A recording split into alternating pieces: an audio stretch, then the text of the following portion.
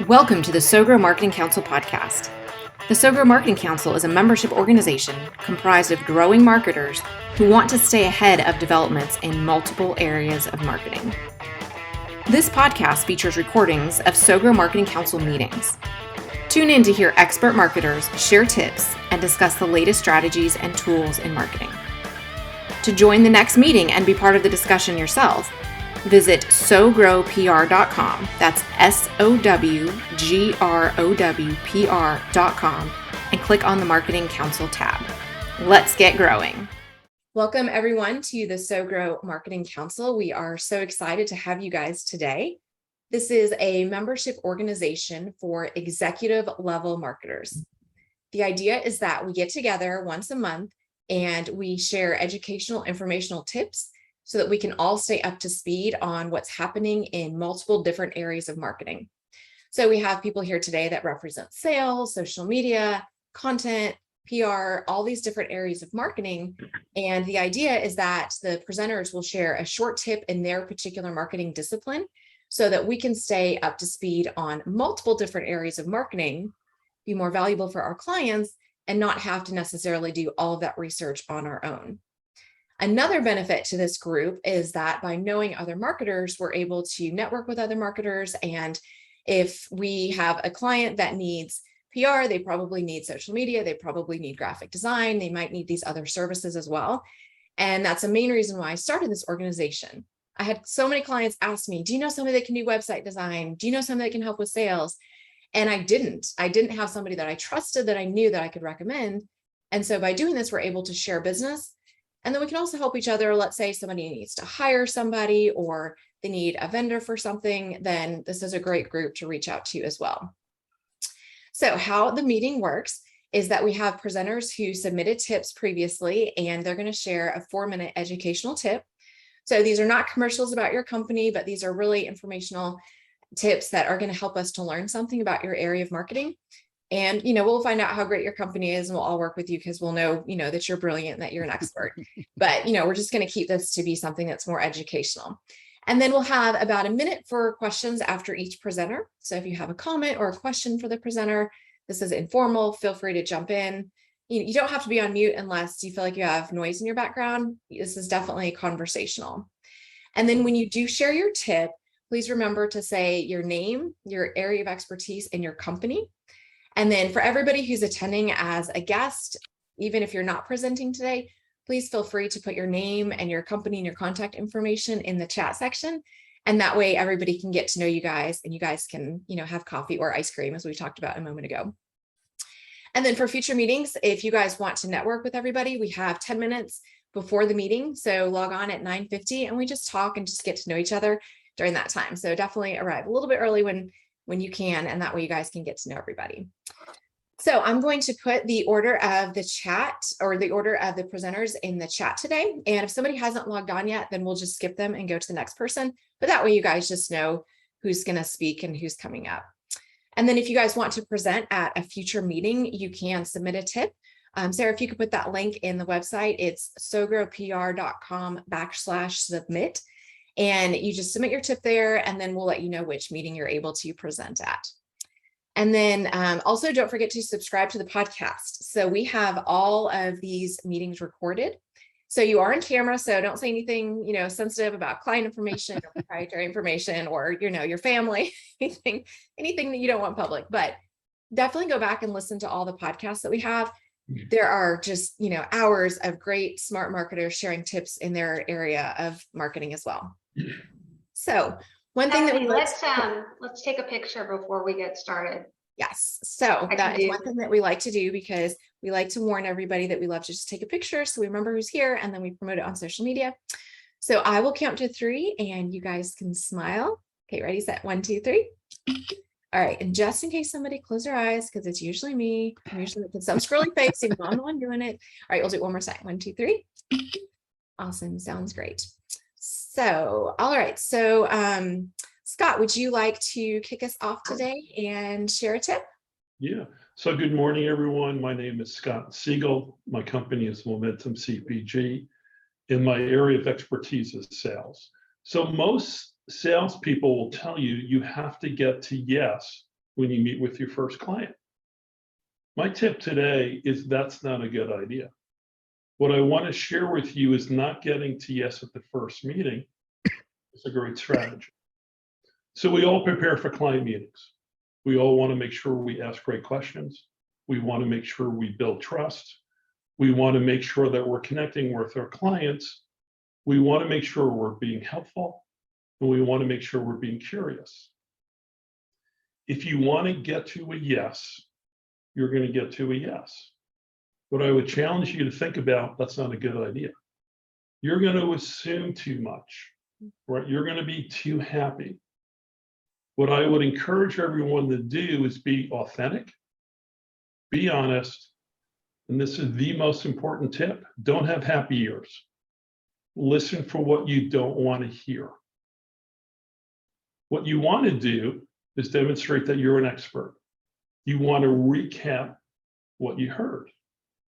And if you simply ask that client, how would you like to proceed next? And remember, it's not about you. It's about them. It's about playing the long game. And if you ask them how they would like to proceed next, I can guarantee you, I can't guarantee, hopefully you will get closer to a yes. So that is my tip for the day. Scott Siegel, CPG, and my area of expertise is in sales. Awesome. Yes, Scott is our featured expert in sales. That's a great tip, Scott. So any thoughts or questions for Scott?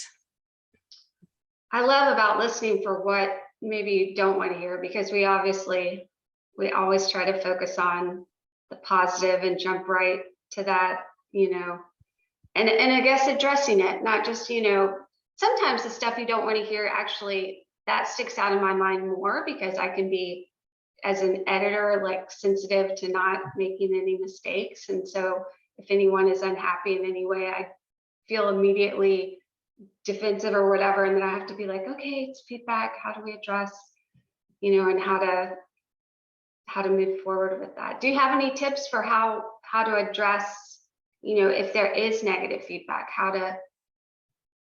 My tip would be just to listen, and simply you can say, tell me more, share with me more what you're thinking. Right. The term tell me more, what you're doing is you're putting that person in the driver's seat, right? They want to tell you something, but if you're talking, you're not listening, they're not going to tell you more. So just simply say, so Rebecca, tell me more. And that's very true with sales too, I imagine, because you're so much into the pitching and let me give you all the reasons why. So being able to step back and listen to their reservations gives you a new angle. The best salespeople, they don't sell, they ask great questions. Yeah. And sometimes those questions too, we end up doing a lot of math on those first calls. Mm-hmm. Right? 'Cause you're like, well, what does each item sell for? How many would you like to sell? You can start putting that math together. So you're like, oh, well, so if you're looking for 100 more sales, then now we know that's worth $100,000. And then you also say, how do you make decisions at your company? And you figure out who are the stakeholders. If you're a big enough company too, you've really got to make sure that you've got the right people, especially when you come back with a plan, right, Scott? And you're like, I'm not going to waste my time putting this in front of somebody who's then got to do my road show to somebody else. That's the worst. Now you're like, yeah, you always want to make sure you understand who the decision maker is. Right. Right. And you'll ask those questions that you assume, right? Yeah. Right. That doesn't go well. Howard, I like that point as well, because it's like by following up with the questions, you're being curious. Mm-hmm. And people love, if you take that approach from being curious about where they're coming from, you're learning, they're revealing more. My favorite experience was, I don't know if it's favorite, but I spent an hour talking to a guy who called me in to help him put together PR for his company. And as we're talking, he was the VP. And as we're talking, the president of the company walked in and said hello. And he looked at me and the VP said, oh, this is Mitch. We're talking to him about PR. And the president looked at me and looked at his VP and said, huh, I didn't know we were thinking about that. Oh, Huh. That's the tone, doesn't it? Yeah. And I walked out of there, sent a proposal, and never heard a word back. Exactly. There you go. Well, thank you, Scott. I feel like with us being marketing sales, it's just underlying for everything. So I always appreciate you bringing your tip, Scott. It's super helpful. So, all right, Sarah's gonna present her tip next. And then Sarah is also our timer as well. I don't know if I mentioned that. So, you know, as you get to 4 minutes, she will have her timer go off. So if you hear that, that's what that is. But Sarah will present next, and then Rebecca. And if I have your name and for some reason you decide you don't want to present today, that's fine. You can just send me a chat and just let me know. But then we'll do Rebecca. So Sarah, would you like to introduce yourself and share your tip? Yes. So my name is Sarah Stewart. I'm an account manager with SoGrow PR. We offer public relations and social media marketing services to clients looking to gain media and brand exposure and increase their top line revenues. And I have a tip today. I'm going to talk about 10 tips for preventing errors on social media and mishaps. So I'm going to share my screen. Here we go. Share. All right. So do you see my screen? Mm-hmm. My little animal. All right, 10 tips for avoiding errors on social media. So I always, this is always important. My background, I started in journalism and writing and then got into public relations later. So like avoiding errors is always really important. Nobody wants to get caught with their, error out there. So I'll start with this story. So I was, when we do our content planning for our clients, we usually do them a month in advance. So when I'm coming together with content, you're sitting there, I'll look at different media calendars. HubSpot has one, Hootsuite has one, and Twitter came out with one about a year ago, and they marketed it. Oh, we have this new, media calendar. It's really great for planning and all this type of stuff. And Twitter had more sports events and things like that, which are usually a big time for marketing. So it's like, oh, this is great. I'll use Twitter for my social media planning. So you're planning out a month in advance. It's sometimes hard to put yourself in that place, like when you're a month in advance. And we got to some of our posts that come up, and it ended up that our post for the Emmy Awards came up 5 days after the Emmys. So I'm like, how is this possible? So it pops up and the client is like, why are you posting about the Emmys 5 days after the Emmys? And I'm like, September 18th, where in the world did I get that date for the Emmy Awards? The Emmy Awards were on Monday, the 12th. So I'm so embarrassed. I go back through my notes. I'm like, how did I do this? And then I realized Twitter was wrong. September 18th, 2022. It wasn't me. I'm not crazy. So anyway, triple check all dates, times, numbers, even if it's from a trusted source. Don't ever take one source when you're doing that type of stuff, especially when it's going to be out there a month in advance. Triple check all holidays, of course, all names, businesses, events. Another one I ran into, triple check any words from another language. Obviously, even if you get the spelling right, if it's another language, sometimes your spell check will think differently and it might correct it and add an E on the end or something like that. And that could be really embarrassing if you're trying to seem multicultural and international and you misspell something popular like Bon Appetit. All right. Another one I ran into, I can't believe Twitter, y'all, do not use Twitter for your media planning. Grandparents' Day. They had September 12th, but then it was September 11th everywhere else. So I had this great post. It was really family friendly for, a business that does a lot of B2C business and things like that. And the post came up on September 11th. And I was like, oh, that must be wrong. September 11th is September 11th. So I took it down. And then I came and I was like, yeah, it's September 12th from Twitter. And then I looked on other sources and it was September 11th. Very frustrating. Anyway, more avoiding errors. And these are just, tips for anything. If you're doing press releases or articles or things like that, always edit fresh. Have like a separate time for creating the content and doing all the creative work. And then a separate time, you don't always need as much time to edit as you did to create, but give yourself a good chunk, and start fresh. Do it that wait until the next morning and give it a fresh look. Look at it on a different screen. You know, if you have to do it same day, get up, go walk around, do something different for a little bit, come back, look on a different screen, or print it out, look at it on a piece of paper. You'll catch things that maybe you didn't catch and avoid getting that error out there. Of course, keep a list of common errors you make. If you ever, you know, do anything with apostrophes commonly that you shouldn't, or get a word wrong, keep a list of those. There's a lot of apps. The Grammarly has a really good plugin that like you can use throughout all your, you know, digital communications like that, and it catches lots of little things. If posting live on social media, always, if you post it, go back and look at it. Look at it on your mobile, look at it on your tablet, just to make sure that nothing is cropped off and nothing looks strange. And one more quick tip, after you post, check the post the week before they go out. If I had done that with that Emmy Awards, I would have caught it, because I was already seeing media coverage coming up for Emmys are on Monday, et cetera, and I would have seen that. So I didn't check that one, you know, the week before. So for all those published posts, give them a quick eyeball before they go out. After any large event or disaster, always check. When the Queen died, I went back in and I looked at anything, if there was any, you know, jokes or references or anything that would have been off color, you want to check for that. And then of course, follow the accounts that you manage, check them in the morning if you can to make sure everything looks okay. Happy posting, that's my tip. Sarah Stewart, I'm also our social media expert for the Sugar Marketing Council, and that's my tip. Does anyone have any questions? I have a couple thoughts. I don't know if they're necessarily questions, but questions may come up. One is, you know, you talked about triple checking holiday names, whatever. And you started in journalism. I did too.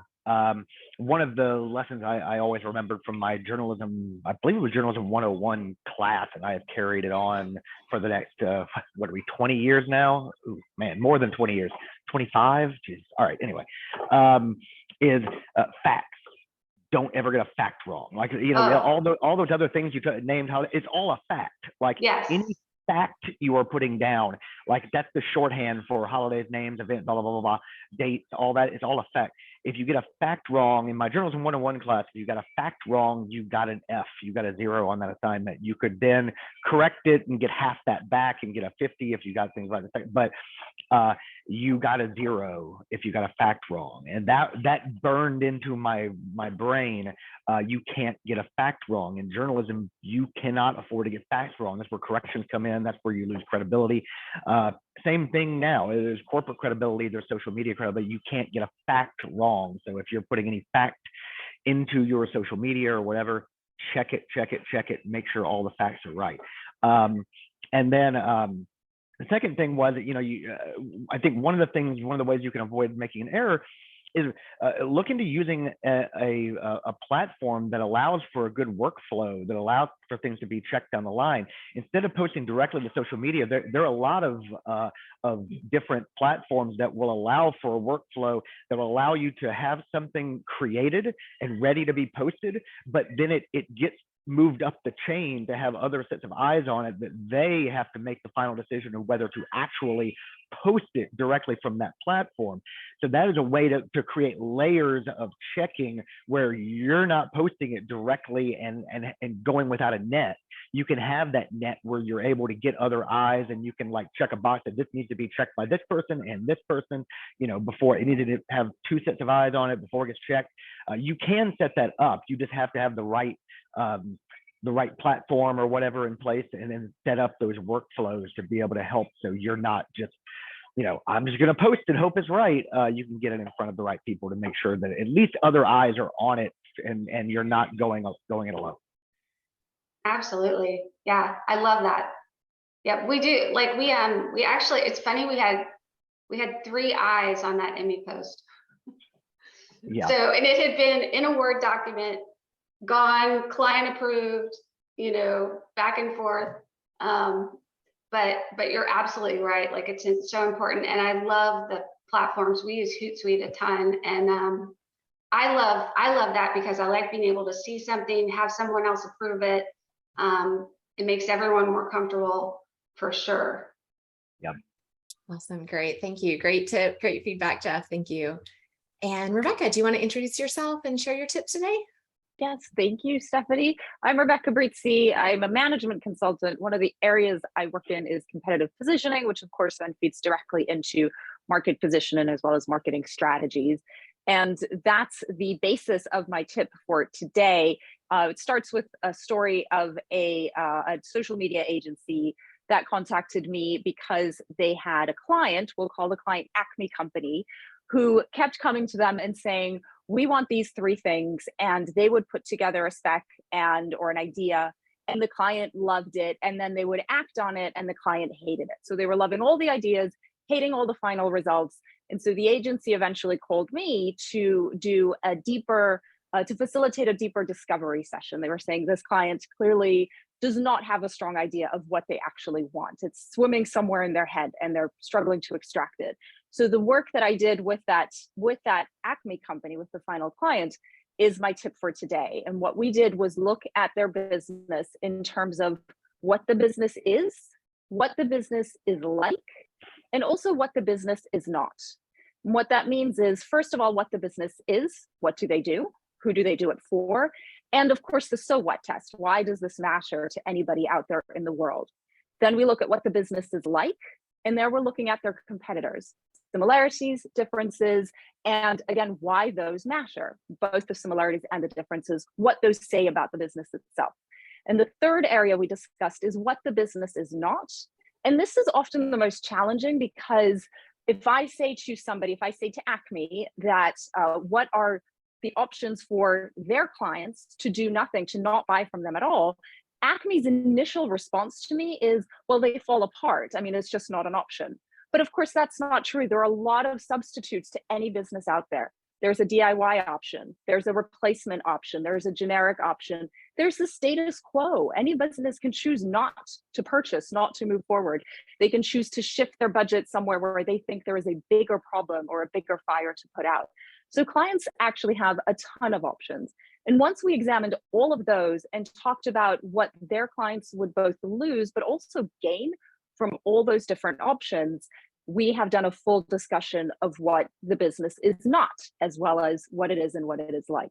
So when you come out of a conversation like that with the client, you've got 2 very tangible things.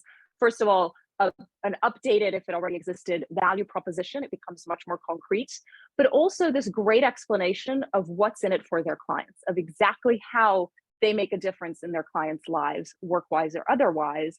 And of course, in this story, I was able to then present that to the social media marketing agency, who could actually run a spec because they had this comprehensive view.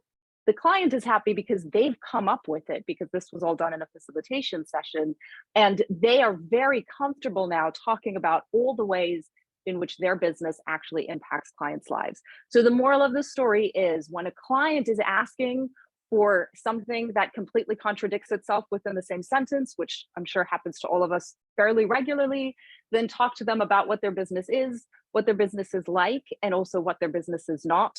And you will have brought them on a full round the world journey to actually see their business from multiple perspectives. That's really good. That's great. Or you can call Rebecca and have her come in. Yeah, if they're driving you crazy, I'll facilitate it. Yes. Yes, absolutely. That's so great, Rebecca. Thoughts or questions for Rebecca? So Rebecca, that was very helpful. So who do you include in that conversation? Is it the owner? Is it the leadership team? Who are the important people to have in that meeting? It's the decision makers, so that's a little bit fluid, but certainly the owners. And in a small business space, it's generally just the owners. If there is a marketing department or a person responsible for communication in any way, then it's good for that person to be in the meeting, regardless of their decision-making power. Because if they are part of decision-making, obviously they influence it. If they're not, but they're acting upon that information, then for them to hear the whole discussion rather than just the results, it is better information, more comprehensive for them. Thank you. I feel like that happens a lot in graphic design too, where the client can't quite get the image solidified in their head. And so something comes out of the process and then they look at it and they're like, well, that's not what I was thinking. And it's this long process. I feel like that could really alleviate a lot of that on the front end, to make sure that that final product is what they're looking for. So that's great. Awesome. Thank you, Rebecca. And Jeff, would you like to introduce yourself and present a tip? And then Mitch. Yeah. So yeah, I'm Jeff Hawes. I am the director of content marketing, pretty brand new director of content marketing over at a company called Amplify. We are a fairly large company now, but it was a combining several companies. Some of you may have heard of Social Bakers. That's probably the one that was the most well known and most used, but a few other companies, Astute and iSolutions and a fourth, it came together into this larger sort of Frankenstein company. We are all social media. So we help marketers with social media and connect better with their customers through that various ways. So my area of expertise is content marketing. And I also worked with SoGrow at a company called Message Gears here in Atlanta for a couple of years. And so that's kind of how I know them. But I wanted to talk about thought leadership content. What company doesn't like the idea of being a thought leader? I think it comes up a lot, right off the bat. It sounds really great. The higher ups, they hear that and they think, wow, like you're thinking, right? Like that seems good. You want to think, and that's got to be better than not thinking. And you're a leader. Like everybody wants to be a leader. We all want to be that. So it's got to be good. There we go. It's decided. We want to be considered thought leaders. Content marketing. Let's go ahead and do it. Let's get on that now.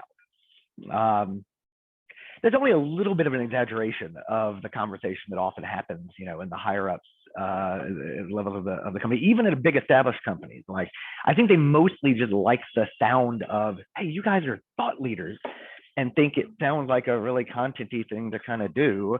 But what do they mean by, let's be a thought leader? What do they expect from content? To the extent they know at all what they want, it's something like salesy content that will presumably impress the audience and everyone who's reading so much with all the thinkiness that's going on that they'll sign up for demos by the truckload. What they really want is the best of both worlds. They want to not surrender much, if any, ground on talking about themselves and their value prop, while still getting the reputational and credibility benefits of saying something that is interesting and profound about the industry that their customers or they are a part of. And it doesn't work. If you're told that higher ups, want to make the company a thought leader, as a content marketer, you have to start asking questions and probably do a little bit of education. What do they mean by thought leader? What goal do they expect to achieve? And you have to remember that become a thought leader, it's not a goal. It's not measurable. You can't aim for that. How do they want it to be measured? Whatever their goal is, what do they want to do to try to figure out, have we reached it? And then you have to make clear, thought leadership is actually content that is authentically helpful and insightful about topics of interest to your audience. It doesn't try to sell. No, not even at the end. Sorry, sales team. People see through that immediately. Put sales and demo requests aside for a moment. Worthy goal, but that's not the goal of this. Try to create content that will actually be truly helpful. Answer frequent questions, address problems, help them be better at their jobs. Concentrate entirely on the reader rather than being insular. It's not to say thought leadership a campaign has to take up every moment of your time for however long you're trying it. You can still mix in more sales enablement types of content, write about your product releases, talk about whatever you're going to help businesses get more conversions with your product. Great. Talk about it. It's great. Keep that in the mix.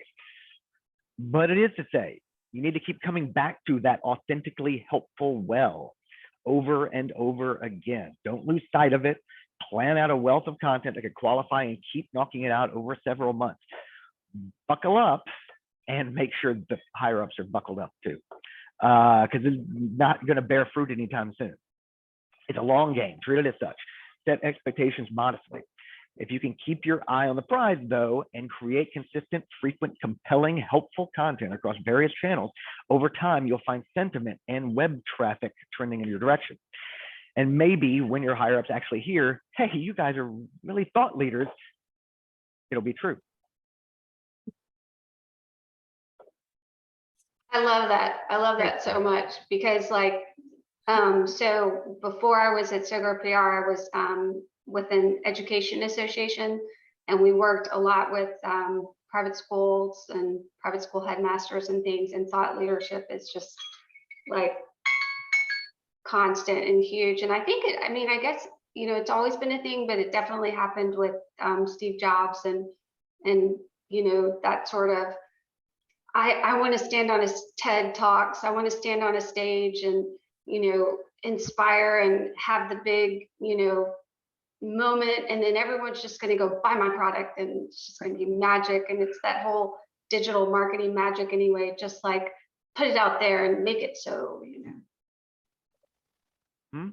Yeah. And we run into a lot of clients where they're not saying anything new or educational. And so we have to push them and say, you really do have to, like you're talking about, like think, like you have to come up with something that is valuable, because you can't just go out there and say the same thing as everybody else, because it's not really leading or thinking. It's just regurgitating everything else that's out there. So I think really having to push clients, because most companies have it, they just haven't been pushed to really get it out there. But some companies just really have to, in some ways, like reinvent themselves, because if you don't have it, like if you literally have nothing there, then you really have to start looking at your business model and your company and say, where can we stretch to actually bring something fresh to the market? So true. So good. Thank you, Jeff. That was really great. And that's really a luxury of a large and profitable company, is to say, I'm going to invest in a long game in content. Usually when they come to you with content marketing, what they really want to say is take words and turn it into dollars. And so we've even stopped doing organic social media and said, you need Facebook advertising, and you need Google advertising. If you want dollars from this stuff, that's what you have to do. We can write stuff, we can make you sound smart, but what you want is money. Back to Rebecca, what is it you really want out of this thing? Well, we want revenue to we want to pay you money and get revenue back from that money. And so it's nice to be thought of as smart, but maybe do that someplace else. But we find with a lot of our clients that the sales cycle for their product or services is really long. Yeah. Like a year or 2 years. We work for an accounting firm, and companies don't switch accounting firms like they buy a hamburger. They spend a year or two trying to figure out, researching. Do I need to change this? And they don't want to do it because it's a pain in the neck to do it, to make that change. So a PR campaign or a Facebook ad campaign is not going to convince a Fortune 50 company to say, oh gosh, I saw that Facebook ad. I think I'm going to go with that accounting firm tomorrow. I'm going to fall for that clickbait. Right. Exactly. Fill out that survey they're asking me about. Yeah. I like thinking of thought leadership, like being a thought leader and having content as kind of a luxury. Like you're right. It is it isn't going to drive revenue tomorrow. It is not going to, like I said, buckle up. It's going to be the long game. And so, a lot of hires, like they're just seeing the shiny object. It's a buzzword. We want to be seen as a thought leader. I think a lot of them are CEOs or CMOs or whatever who are hobnobbing with their friends, and they think, wow, wouldn't it be great if they said we were a thought leader? Like, wouldn't that be? But they don't have any idea how to measure it or to find out, like, what does it even mean at the end of the day to be a thought leader? Does it just mean when you're going to cocktail parties, people tell you, oh yeah, you guys are a thought leader? Like what's the revenue goal on that? How are you going to tell when you're there? Are you going to go to a party with your C-level buddies and they're going to tell you that? Or do you actually have a measurable goal? Can we look at overall sentiment? Are we going to take a survey of our prospects and our customers now and take a survey later and talk about sentiment? Are we considered a thought leader? Are we going to look at, is it just web traffic? Are we just want to increase web traffic? What do we want? What is the actual goal we can go toward here? Because it can't be we are considered a thought leader, because that isn't really a thing. I mean, it's this nebulous idea that, ooh, we're a thought leader. And where at the end of the day, like, this has to run up to revenue at the end of the day. Yeah. How is it going to do that? Right. How do you envision that this idea of, okay, we're a thought leader, what's the path to revenue here, and how much of the time and effort is it going to be worth it? Because if you're going to go into this, you have to recognize that we're talking a year or two down the road of doing this consistently. To not do that, to start like, hey, we're going to be a thought leader, and then 3 months later go, oh, this isn't working. It is like opening up a restaurant and 6 months in going, well, I don't understand why we don't have people flocking in the door, and the way we're losing money. Food is good, right? We spend time on the food. Good. Right. Where is everybody? Like, if you're going to start a restaurant, you need to be ready to not be making money for 3 to 5 years. If you're going to start a thought leadership campaign, you need to be ready for it not to bear fruit for a year or two. You've got to do, and it can't be the only thing you do. You've got too much other content. So yeah, I mean, it is a luxury. It is a luxury of a mature content organization, a mature marketing organization that has really accomplished a lot of your other goals. And you're like, oh, now we want to be a thought leader. And it's cool, it's neat, you like it at parties, but does it run up to revenue? Yeah, and it led misguided souls, 5 years ago, to go buy followers. I don't know if you've ever worked with a company that's like got a lot of followers, but their engagement level for posts is really low. You're like, oh, you bought these, didn't you? And I didn't realize you had so many customers in South Asia. That's interesting. You had so many customers on Twitter with an egg. That's interesting. That's a good. Right. A lot of eggs. Our client says, "How much will it cost to get me a blue check mark?" I don't know. I don't think they sell those. Well, and we've had this conversation with clients. Well, they'll say we want to purchase influencers and do this and that with influencers, and pick the influencer that has 50,000 followers, and I say, okay, that's great. But if you spend $500 on this influencer, what's your return on it? And how are you tracking that return? Yeah. And sometimes they're tracking it just based on that number of influencers, not on, as you said, not on engagement or response. So good. It's great conversation. Love it. One more piece. I'm going to go back to Rebecca talked about. Thought leader, define it. Communication, define it. Leadership, define it. It comes down to roles or responsibilities. If you don't name it, you don't define it. It's garbage in, it's garbage out. Yeah, true that. What I wrote down, Jeff, from what you said was what Stephanie highlighted, that shift from thought to think. So yes, you want to be a thought leader. Well, what do you think? Let's start there. Well, make sure there's something behind it. That's why they hire writers to tell them what they think. Come on, that's why we're here. It's so true. That's so good. Awesome. Mitch, do you want to introduce yourself and share a tip today? Sure. Let me get to my notes here. Okay, so Mitch Leff, company is Leff and Associates Public Relations, been in PR for 30, 35 years, working this company for 20. We specialize in public relations, media relations, crisis communications, and media training. So my thought for the day is the value that earned media carries often a lot of credibility that paid advertising doesn't necessarily carry, or carries in a different way. So I like to talk to clients about, how do you get into the media? How do you integrate your company, your product, your service into the media conversation? And the key thing is, the rules in real estate are what? Location, location, location. So my rules in PR are preparation, preparation, and preparation. So look to see what's going on in the world. So look to see what's topical. This week there was the Fed announcing another rate hike. So we knew a week ago that this was going to happen on Wednesday. So we started talking with our business professors that we work with and said, what do you think about this? What do you expect? We've been doing interviews all week with TV, radio, newspapers around the country saying, here's what to expect. Here's what it means. Here's what's going to mean for consumers. And you can anticipate that kind of thing. That the challenge the thing I see very often with companies is they want to take their product, get it on TV. They want to take their product, get it in the newspaper. And they think, I want a story about my new widget. But if you watch TV, there's not a whole lot of stories necessarily just about Acme to take someone else's client there. There's not a whole lot of stories about, hey, Acme introduced a new widget today. But if you say Acme is introducing a new widget, it's going to employ 10,000 people.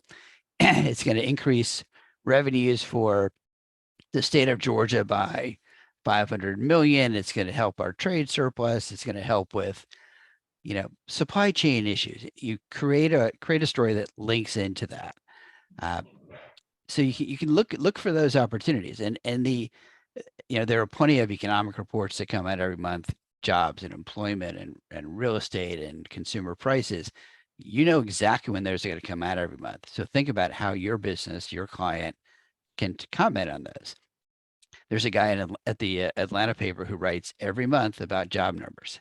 And every month he's looking for an example of someone who has lost a job, got a job, is searching for a job. Media is about telling stories. So you want to find those stories to tell. And I will say that as part of that, everyone needs media training. Everyone who says, especially the people who say they don't need media training, they need the media training more. They need it to be comfortable. They need to be able to get their messages across. They need to be able to understand the difference between a radio interview and a TV interview and a print interview. The basics of, not doing this when you're talking to a reporter, looking up in the corner as you're talking to him, happens all the time. So we do that, and we'll train anywhere from 1 person to 50 people at a time, depending on what it is. And make sure you've got a plan to merchandise this. Take your earned media, put it on your social, put it on your website, use it for presentations, use it at conferences as talking points. Take clips and make a sizzle reel out of it that you can show to new clients or existing clients. Figure out how you want to share it. Some of the law firms we work with get a good part of their business from referrals from other law firms. Right? You got a family law attorney, and they're being fed clients by bankruptcy attorneys and real estate attorneys and tax attorneys, who are often the first to find out, hey, my client's getting divorced. They're got to change their taxes. Hey, they're going to need a divorce attorney. So let's send them to my buddy there. So it's not a reach to consumer media. It's a reach to their referral streams. So you figure out which social channel, which professional channel makes sense for that. And what's the age, what's the demographic? Those referral streams aren't necessarily on Instagram. They're probably more likely on LinkedIn or Facebook. So you figure out what channel makes sense. And I know we've got a bunch of social media experts here who can talk to really being very specific about which channels for which clients. And I'm sure that's close to 4 minutes. So I'll open for questions. Yeah, you're just good. I think that the media training side of things, I think people have this very narrow view of what media training is. And they think if I'm talking to a reporter, I need to make sure that I'm trained to do that. But with Instagram Live and Facebook Live and so many other things where people are just on video, marketing videos, all of these things fall into that category as well. And people are not necessarily trained in how to do that, but yet it's so prevalent now that it's a bigger thing than just people who are sitting in front of a reporter doing something on the news. It's so much more valuable than that today. Well, and it's message development and message delivery as much as it is media training. I mean, we don't even call it media training. We call it presentation training or message delivery. I mean, I remember being at a party with a client. There were several people from this client at the party, and I was walking around, and I ran into one lady who was managing partner, and she was describing her firm as, oh, we're a major accounting firm. And I thought, that's not what I heard the other managing partners say about 20 feet away. He said, you're a management consulting firm specializing in change management. And so I talked to that. We happen to be doing media training the next week. And I asked her, I said, so they were both in the room. I said, so you say you're an accounting firm. You say you're a change management firm. Which are you? And they looked at each other, and the top partner said, we're a change management firm. We're not an accounting firm. She's like, oh, okay, I get it now. But she was walking around this room full of prospects telling them, well, we're an accounting firm, which is a whole different connotation than a consulting change management firm. So I always tell folks that the message development is not just for media, it's for prospects, it's for current clients, it's for influencers, it's for government officials, it's for anyone you talk to that can affect your business. They need to have you need to be delivering the right message. That's so It's true. for employees as well, apparently. Yeah, definitely internal. I didn't get into internal communications. Yeah, absolutely. I don't do a ton of internal communications. We do, a little bit over here and there, but it's not. It's kind of a specialized thing. I have some friends who work for Home Depot and Delta, and they that's all they do is internal communications. It's it's something we do sometimes, but it's not our main focus. A fun exercise is to get everybody in a room, give them all a piece of paper and a pen, and ask them to write down what the company's key message is, and then have everybody read it. And everybody's eyes just get really big because they're looking around and nobody's saying the same thing. And then, okay, it's time for a key messaging exercise. Get those. Yeah.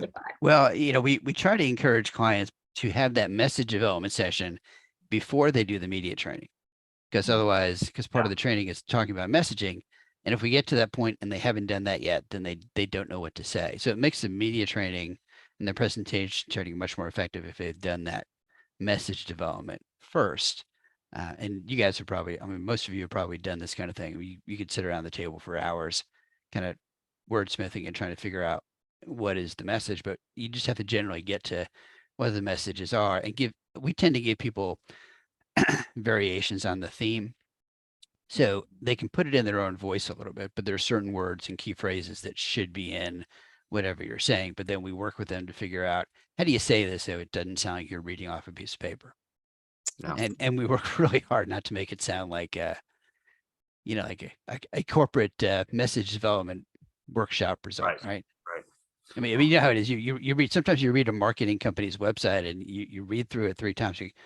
I cannot figure out what these people do. But they must have gotten paid a lot of money to come up with those words. Right. We worked to maximize blah blah blah. A lot of maximize and paradigm shifting, and I'm like, Usually, as soon as I hit the word synergy, I'm gone. That's an automatic. And we're all kind of in the same business, but we talk when clients back a little bit to thought leadership. What do we talk about? I keep a quote up on my board, which is, no one believes how great you are if you're the one that has to tell them. And so how do we make that a story? And so the way to talk about yourself is through the people you've helped. And so we're always trying to pull out a client's case studies. That client you have, they've been happy for a long time, but when they first came to you, what was the problem? What was the arc? I have a problem. I'm looking for a solution, get a solution in. And so collecting those tends to make good, whether it's thought leadership or not, Jeff, but it's definitely good content because it talks about somebody else. And that's to Mitch's point, you're creating some story, and that's what a reader wants. They don't want to hear about the features and advantages. They want to hear about the end. They fell in love, they resolved the problem, whatever it is. That's great. All right. So such good topics. I'm excited. This is a great mix of people because I feel like there's a lot of overlap in terms of like experiences and areas of expertise, which is fun to be able to talk with other people in these similar areas. It's awesome. So great. All right. So I'm going to jump in and do one last tip. So my name is Stephanie Richards and my company is SoGrow Public Relations. And we help companies to really get exposure in the media on the B2B side of things. And we specialize mostly in trade publications. That's our area of expertise. So today I want to talk to you guys about when you've come on with a client and you're expected to do some sort of marketing program, but there's not a business strategy in place. So have you guys ever experienced that where you've come on with a client and they want this beautiful marketing program? This is a little bit about what Rebecca was talking about. They want these beautiful posts on social media. They want all this media coverage. They want these great content pieces like Jeff mentioned. And they want all these sales to come in the door. And the company itself really lacks a business strategy.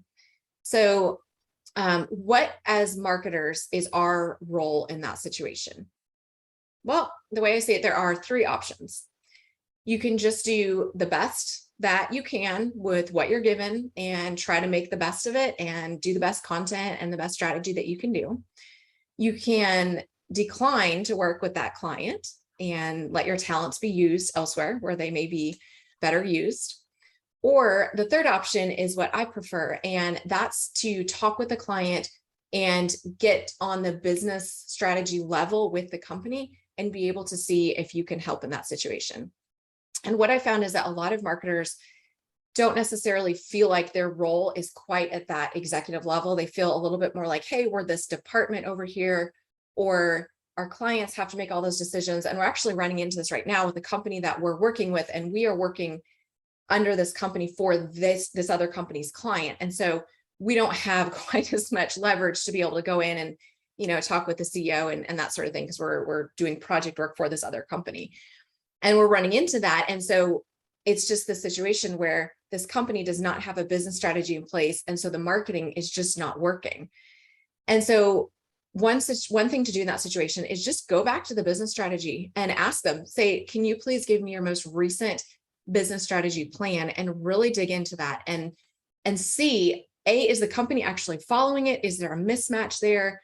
What's going on with that? Or it could be that they have this great plan and they're just not following it, or the marketing is not in alignment with that. And you also may find, which I've been shocked by, they don't actually have a formal business strategy plan that's up to date. I have been shocked at how many companies, large companies, like we're working with a multi-million-dollar company, and they just do not have any of this solidified. And it's really affecting their marketing. And so I just want to encourage us as marketers to be able to go in and offer some support. Where marketers really shine is in the target market analysis and just understanding a company's target market. So we can bring that to these companies. And even if that's the only piece, even if they just really dig into and solidify, like Rebecca was saying, really get in, who are you selling to? What are you selling? Marketing needs to be in that conversation. And depending upon your role within the company, this is a executive level marketers in this group. And so I feel like we're not just doing one piece of it, but we really need to be at that strategic level, participating in those conversations with clients. And so I just want to encourage you to not be afraid to do that. If it's just not working and this company doesn't have a strategy, you can come in with some target market analysis and be able to help them figure that out. And if it's really outside of your wheelhouse, if you're, you know, hey, I'm just SEO, that's all I do, I just encourage you to see if you can help bring in a business coach.